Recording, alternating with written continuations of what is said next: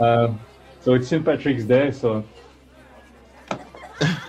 we have to. And so today I'm joined with my good friend Bernie, Hey, right man. here on my right. Hello, hello.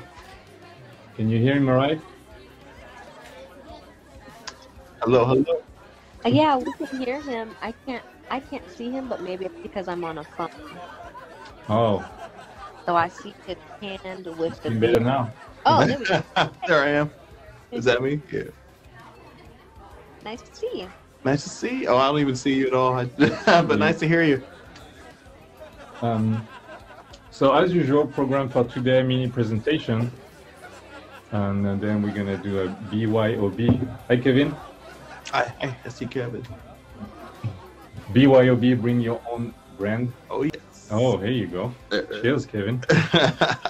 Oh, got the same one, too. Nice. Hey. Awesome. Can you guys see the presentation and is it not mirrored? Yes, I can see it perfectly, not mirrored. Perfect. Let me double check. All right, so big fish, small pound, or small fish, big pound. If you have any question at any moment, please feel free to Interject. ask. Yeah. Awesome. So we're gonna focus on focus today, and something I really am advocating a lot when I do branding is to always try to focus as much as you can.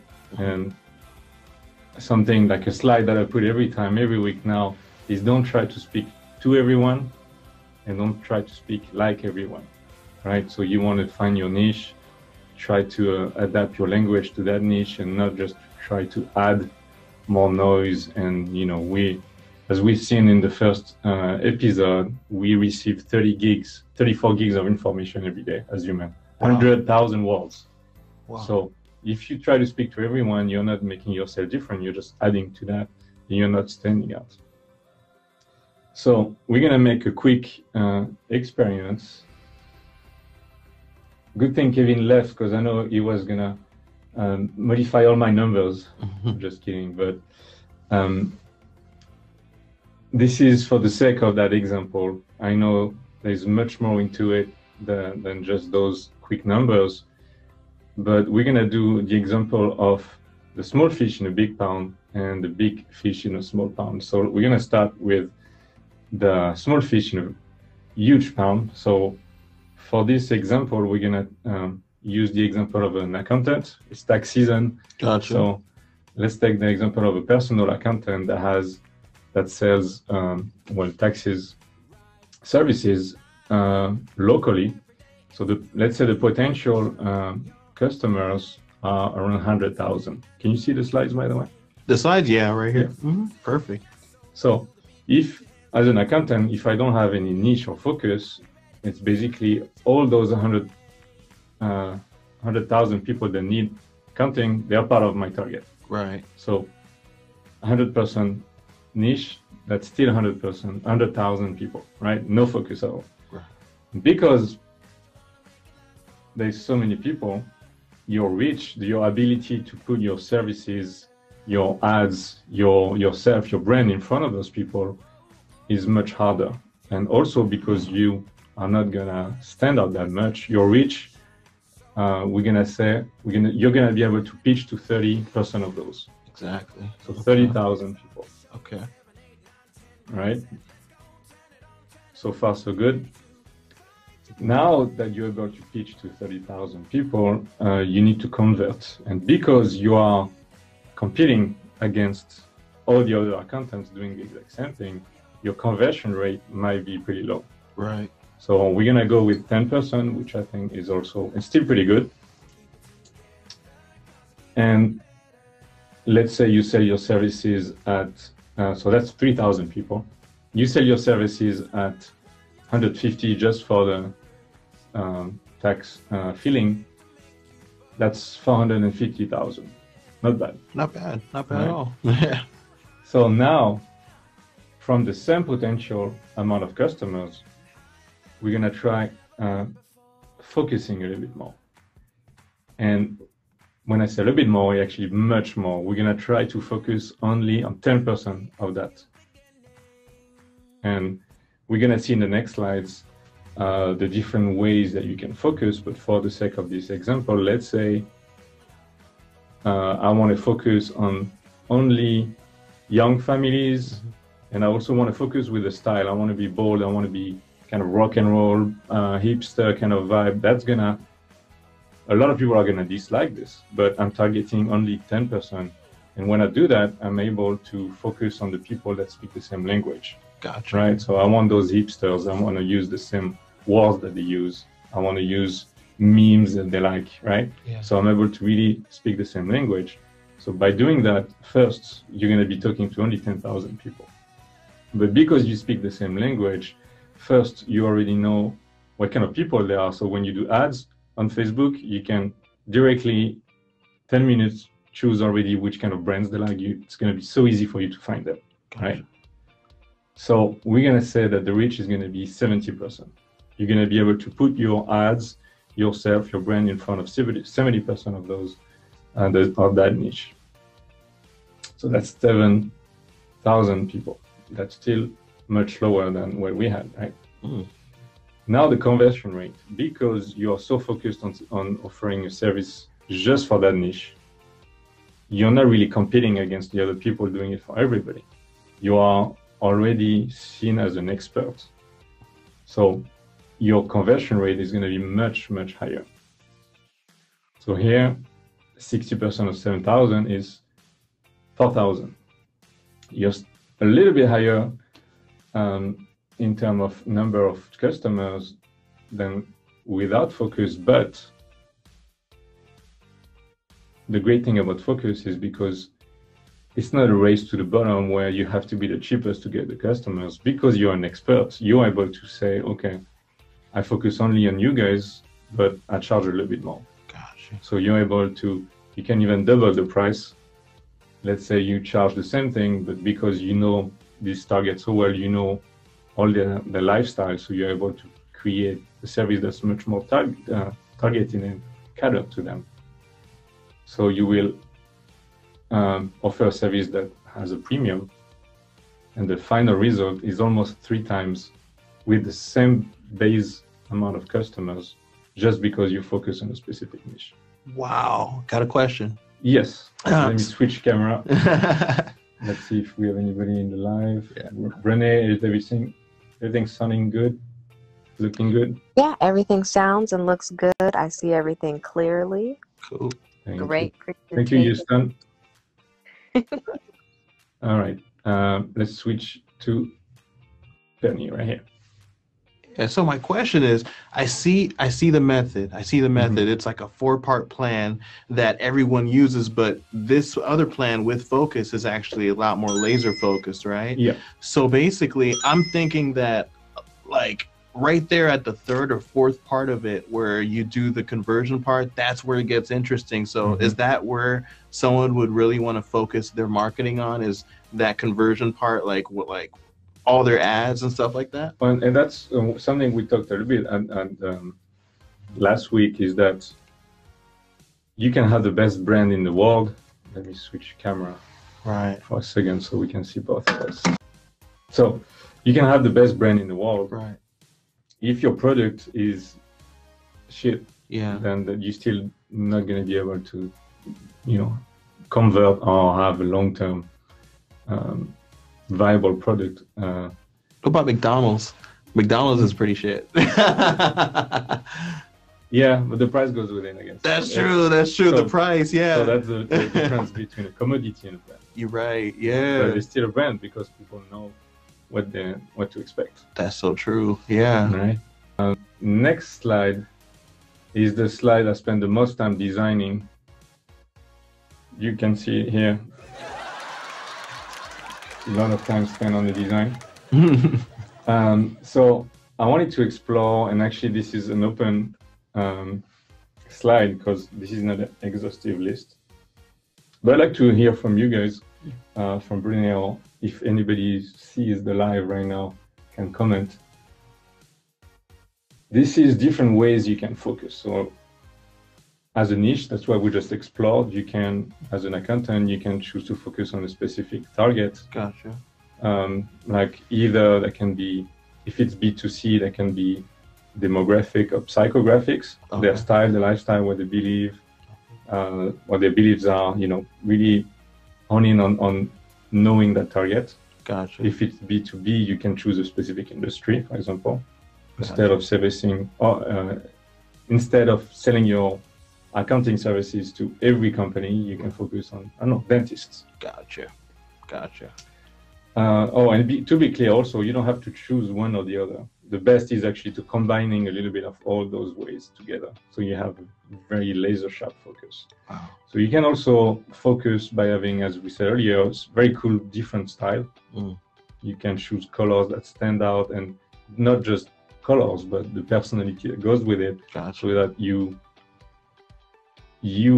should try to displease some people. Yes. If some people hate you, other people are going to love you. Wow, that's interesting. Yeah. You can try also to really choose some values, and your main value, you really make a brand around it. So let's say transparency is one of your values, or solidarity.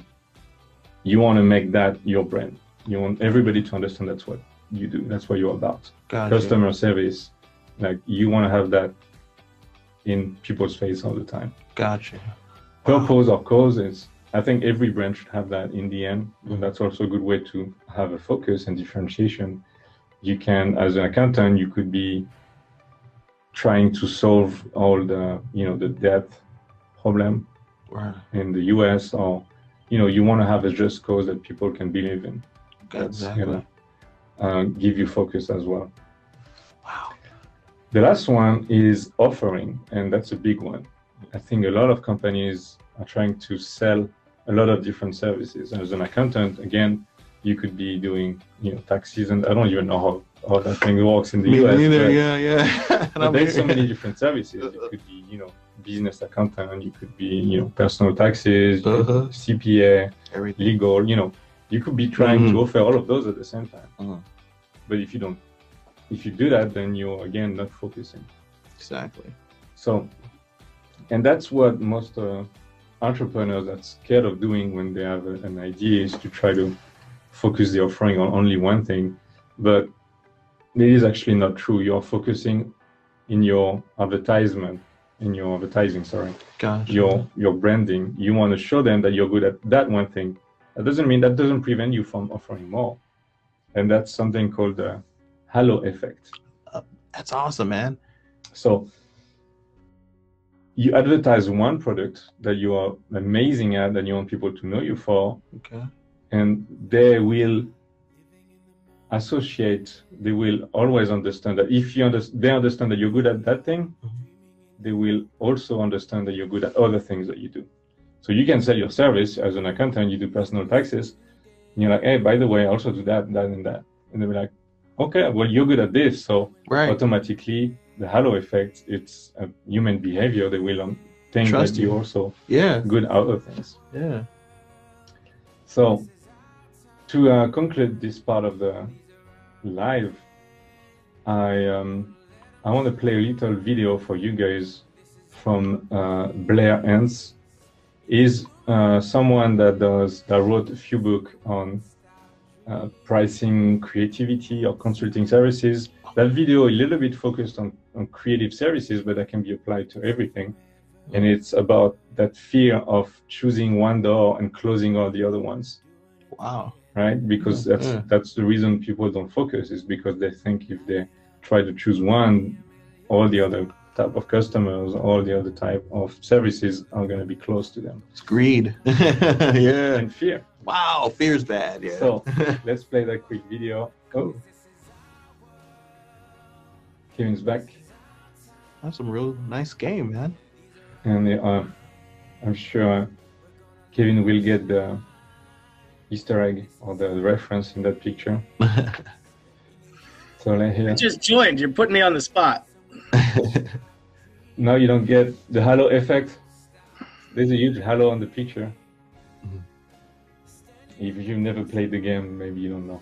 Oh. But there's a Game called Halo. Oh man, that's my that's my bread and butter, man.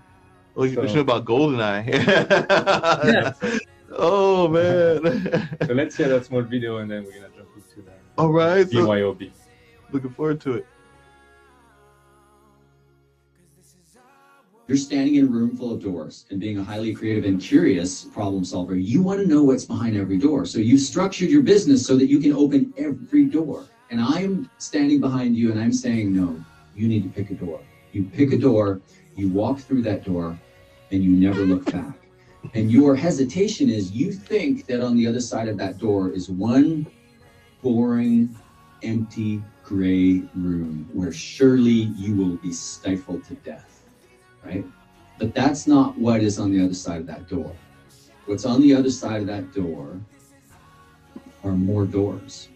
I'm asking you to crawl into a crevasse or a niche, right? And you're thinking, oh, it's so small in there, it's so tight in there. And you get in there and it opens up like Narnia. You need to trust that there is a rich, diverse world where you can express yourself creatively on the other side of that niche positioning. If you can truly believe that, then you're going to be okay.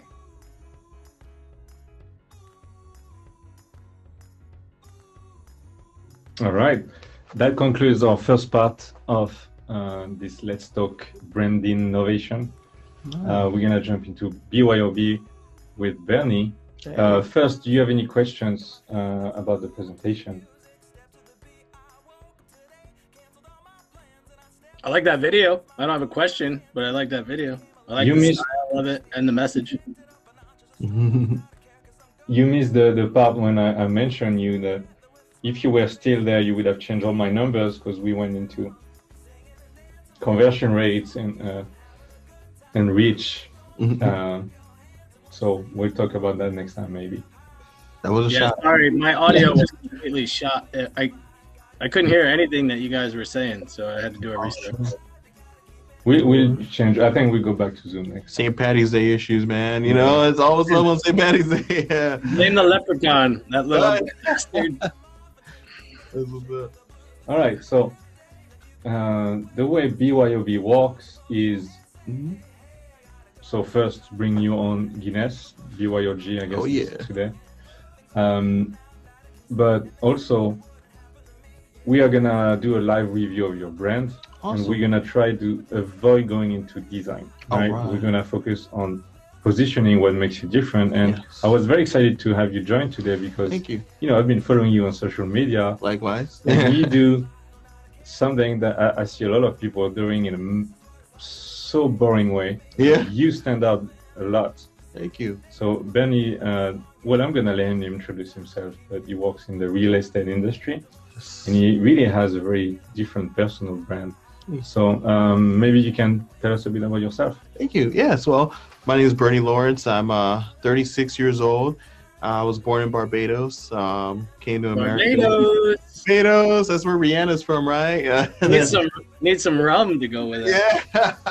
And then I know they do have that good rum. And then all around there. And then, you know, I went to New York as a child and grew up there for a while, New York City in the 90s, and then came out here to California. And, you know, I never... You're in New York. You can't skip over that. I'm from New York. I know that little chestnut. Washington Heights. 162nd Street. I used to live, actually, right next door to George Washington's house. And it was funny because every morning I'd wake up and there'd be just people in like a bus. Yeah, just like with their old school cameras. Cool. Click, click, click. You know, made you feel like a superstar, but they were facing the other way. Yeah. Like, get out of my way, man. Yeah. So, you know, I came out to California and, you know, I love it out here. I sell real estate out here now. And also that's kind of got me into the marketing business because now I have a brand called Lawrence Xchange, and it's actually basically helping businesses market better, and also just marketing businesses altogether. Kind of multifaceted because, you know, I'm a kind of a multifaceted kind of dude, you know. So basically, that's what I do. I do anything that has to do with business. I'm a big fan of Gordon Ramsay. He's because I like his shows where he goes in and he just goes in and tells the business exactly what to do to make them better. You know, from the customer service. I mean, people know when you're like answering the phone if you're smiling or not. You know, people know that. And if you could teach your employees that, then I bet you there'd be a lot more harmony in the business world, you know, because conflict is very easy to have, especially when there's miscommunication and everything. So it's kind of like a gumbo of all that stuff mixed into one. I call it Lawrence Exchange, you know. Maybe it'll be a lifestyle, you know, one day. But yeah. That's going to be interesting because that's the opposite of what I'm saying today, right? So. Yeah, right. Yeah, that's awesome. That makes for good TV.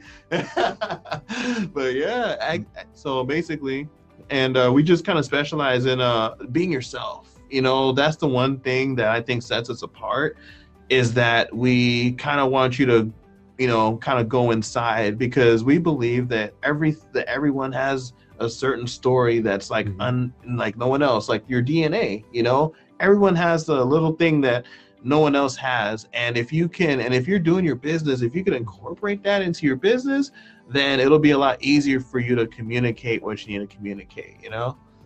So let's jump into putting you on the spot, I guess. Nice. And, that's amazing, because and yeah, like, we've seen different ways of focusing. You're definitely not focusing on the product because you do so many things, right? Yeah. But you don't have to, right? But you're focusing in a way, I think, by, you know, sharing so much about your personal brand.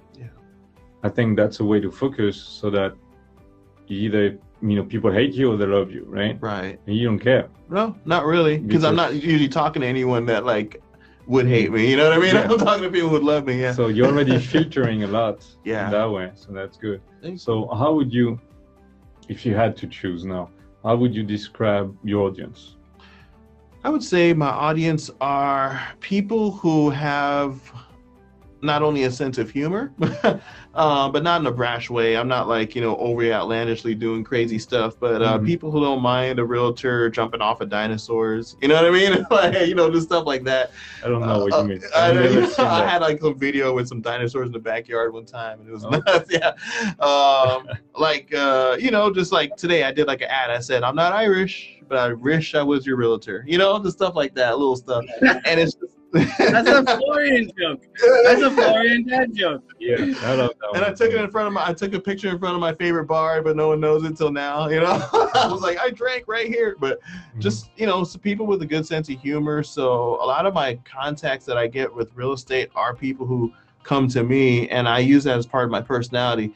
I'm not a cold caller. I'm not a door knocker. Even when it was cool, I didn't do it. So I needed a way to bring people to me, and I figure, hey, let me just showcase certain things that, you know, I like, you know. So I'll go to the Air Force Base, and I'll just like do some plane stuff, you know what I mean?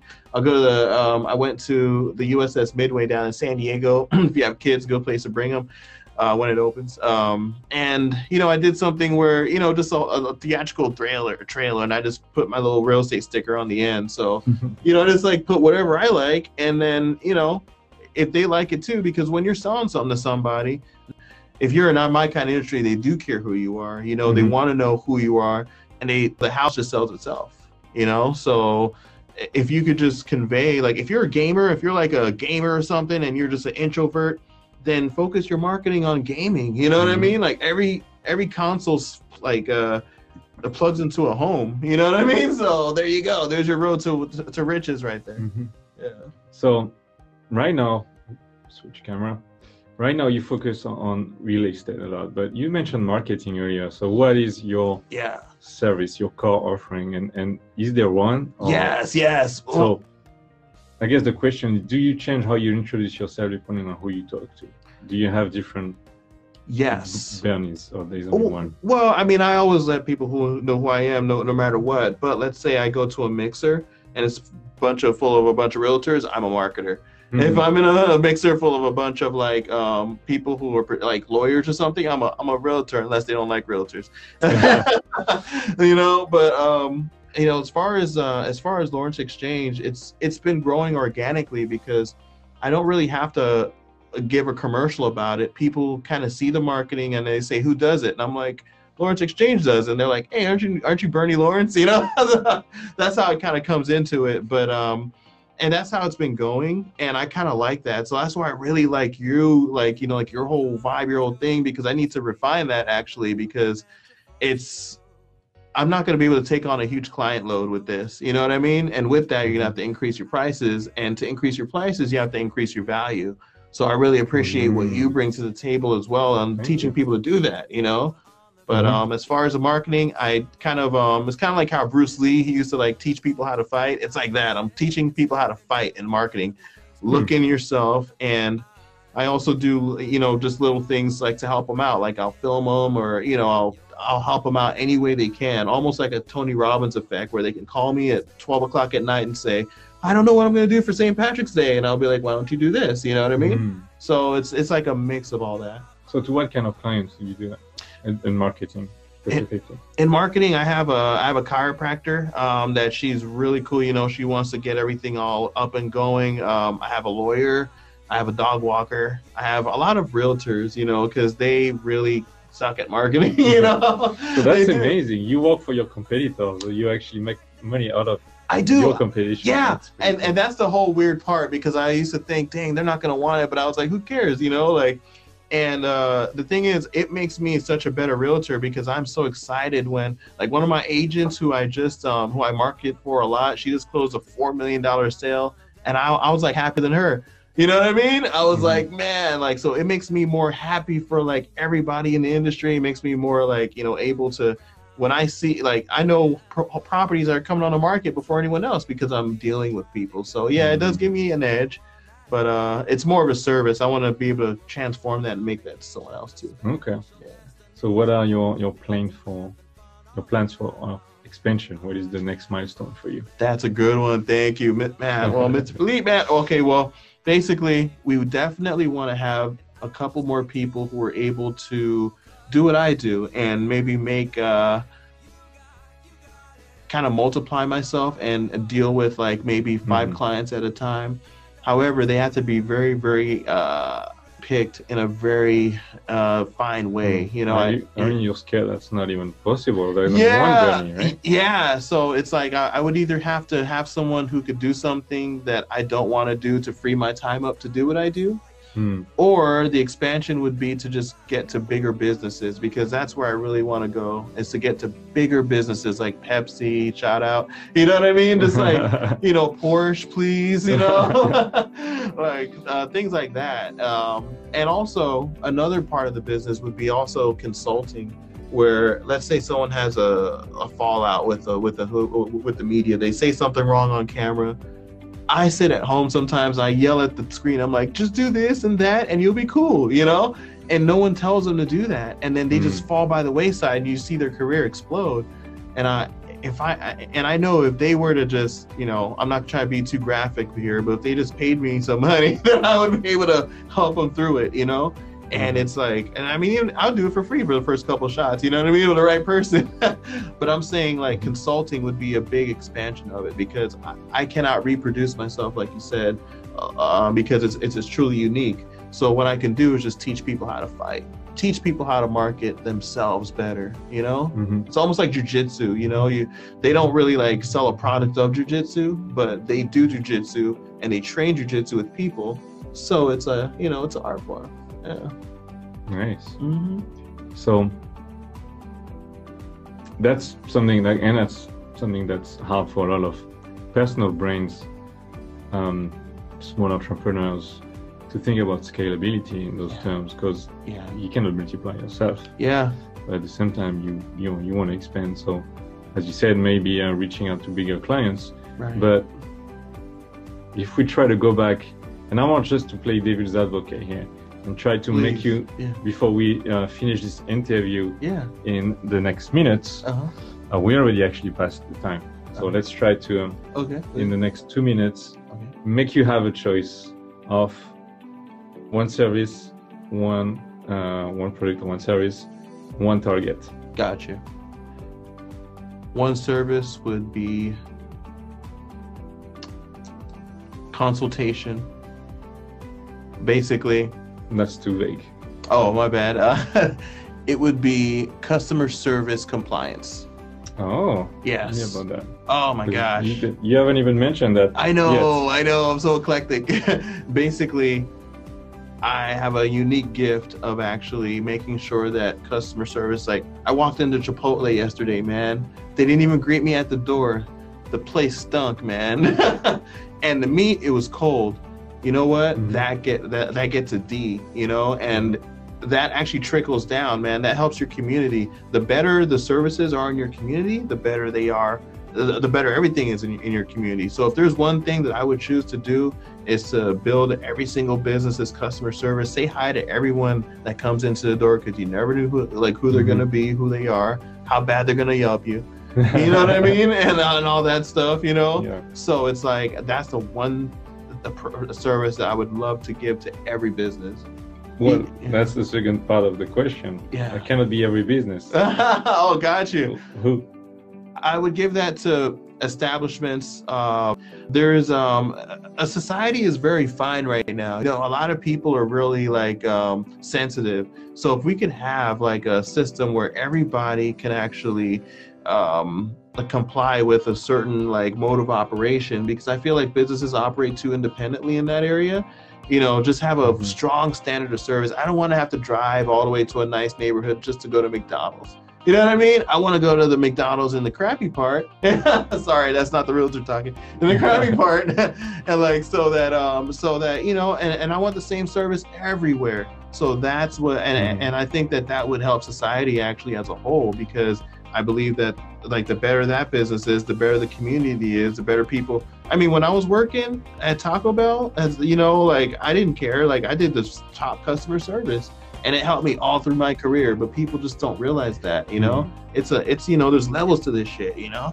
So yeah. Well, it's amazing. I didn't even want to ask, because it's a big question to ask as to a brand to have a purpose, but you even mentioned that yourself. You brought out purpose and how that could impact you know, outside of just, you know, the business that you're helping, that helps the community on a larger scale. So that's amazing. Thank you, man. You know, well, thank you, Bernie, for joining us. Thank you, Kevin, and people watching online. Pleasure. Thank you. Happy St. Patty's Day. Nice to virtually meet you. When are you coming back to this space? We can meet in person.